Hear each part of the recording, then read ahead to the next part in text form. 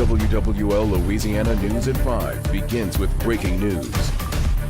We're looking into a plane crash in Lafourche Parish, and officials say there were no survivors. Well, tonight we have confirmed federal investigators have arrived, and we've obtained the name of both the victims as well as the purpose of that flight.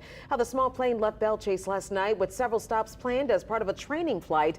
The first destination would have been at the Houma Airport, but the plane went down next to Raceland. Tonight we have team coverage of the investigation. Alyssa Curtis is live at Southern Seaplane in Belle Chasse. That's where we've confirmed that the pilot is from, and we begin tonight with Rachel Hanley live in Raceland with the latest. Rachel, the crash happened in a remote area?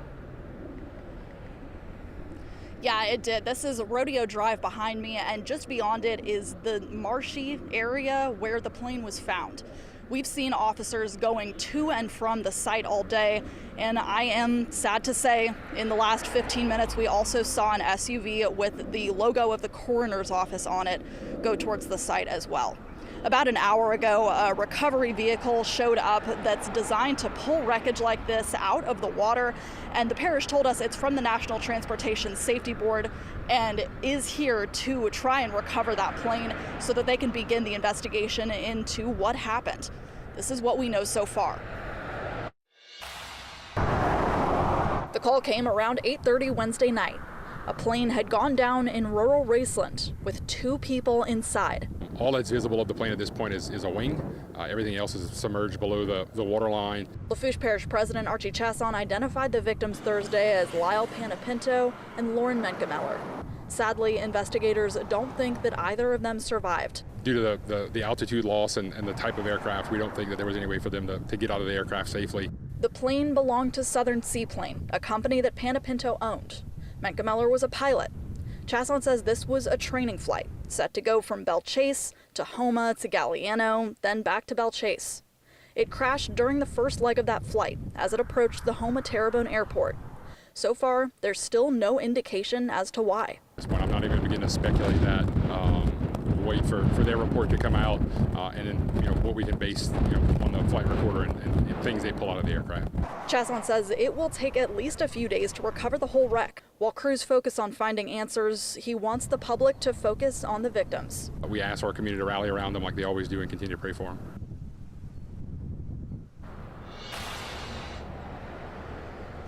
Now you can tell it is pretty windy out here today, and it was even more windy last night.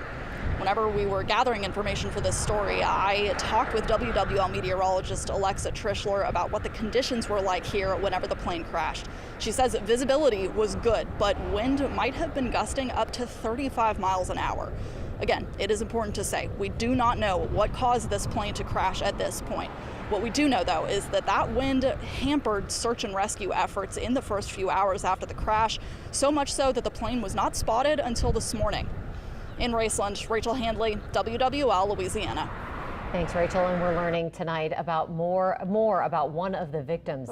Well, colleagues say Lyle Panapinto was a part of the seaplane and pilot community for years now. And Alyssa Curtis joining us now live from Southern Seaplane in Belle Chasse, Panapinto's company.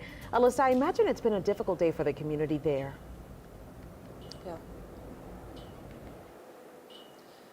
Absolutely. I spoke with someone in the seaplane community who's known Lyle Panapinto for several years, and he says that he's just in utter shock. He really can't believe it.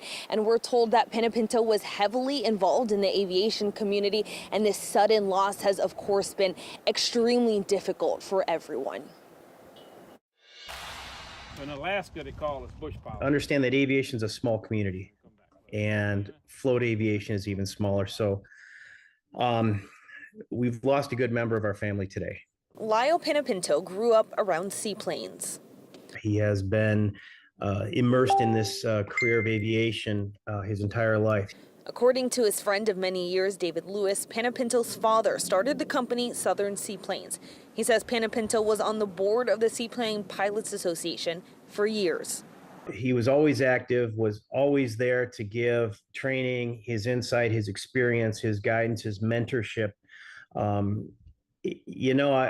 been in this aviation thing since the early 80s, and there's a lot of people that I've known And there's nobody really out there like Lyle. Lewis, who runs the flight school Cubs Floats and Fun, says Penapinto's involvement plus his attention to detail makes this loss even more unexpected.